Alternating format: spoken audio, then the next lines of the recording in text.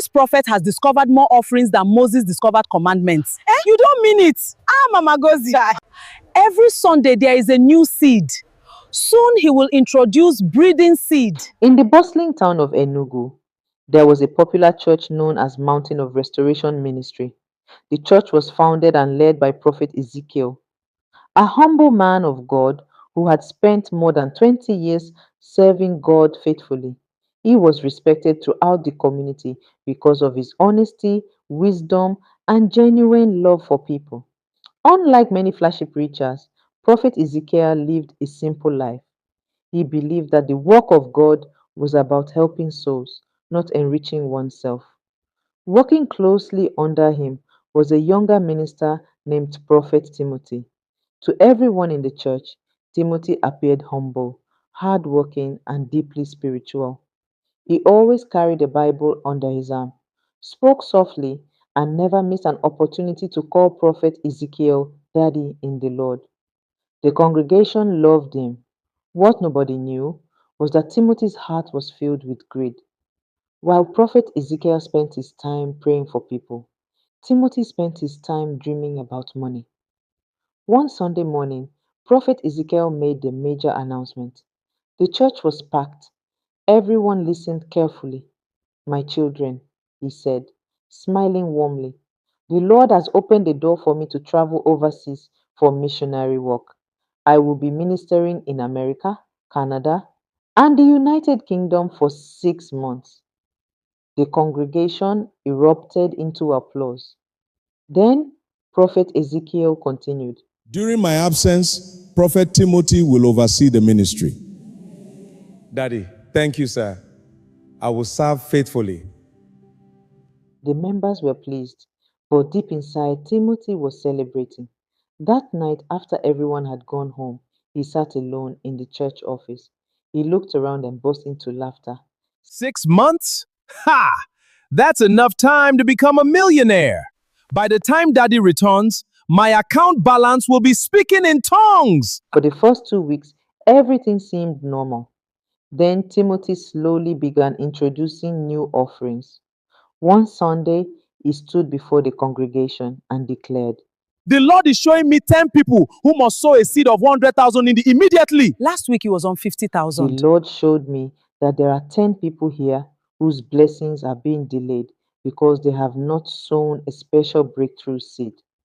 The church became quiet. Anyone who wants immediate divine acceleration should sow 100,000 naira. Some members hesitated, others rushed forward. The following week, Timothy introduced another offering. Anyone who desires immediate divine acceleration should sow 100,000 naira. Prophet, where is the account number? This time it was called the Divine Protection Seed. The week after that, he announced the Family Deliverance Offering. Then came the Angel Assistance Seed. Soon, every service had a new financial demand. The church members began to notice a pattern. After one service, Mama Ngozi stood outside with a group of women. She shook her head. This prophet has discovered more offerings than Moses discovered commandments. You don't mean it. Mama Gozi. Every Sunday there is a new seed. Soon he will introduce breeding seed. Everyone burst into laughter. Unfortunately, not everyone found the situation funny. Many struggling members were giving beyond their means. One widow sold 2 goats to sow a seed. I sold my goats to get this money. You need to sow more. A young man borrowed money because Timothy convinced him that his breakthrough depended on it. Yet nothing changed. As church members became poorer, Timothy became richer. Suddenly, he was driving a luxury SUV.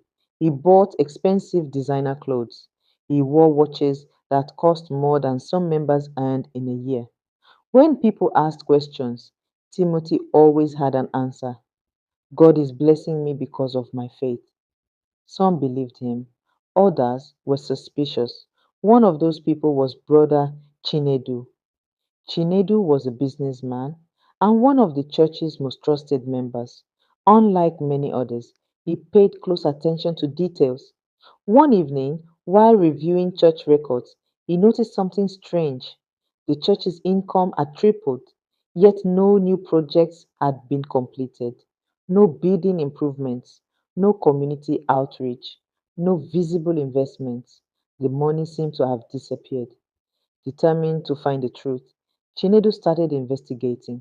One day, he overheard Timothy speaking with a friend in the church office. The door was slightly open. Timothy laughed loudly. My friend, these people will believe anything. All you need to do is add, "Thus says the Lord," before speaking. Chinedu froze. His heart sank. Quietly, he took out his phone and began recording.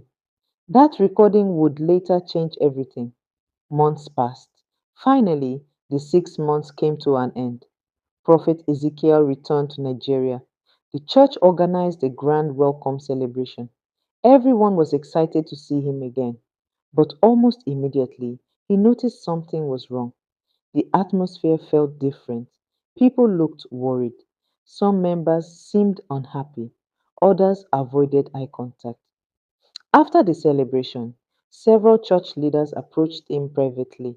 One by one, they shared their concerns.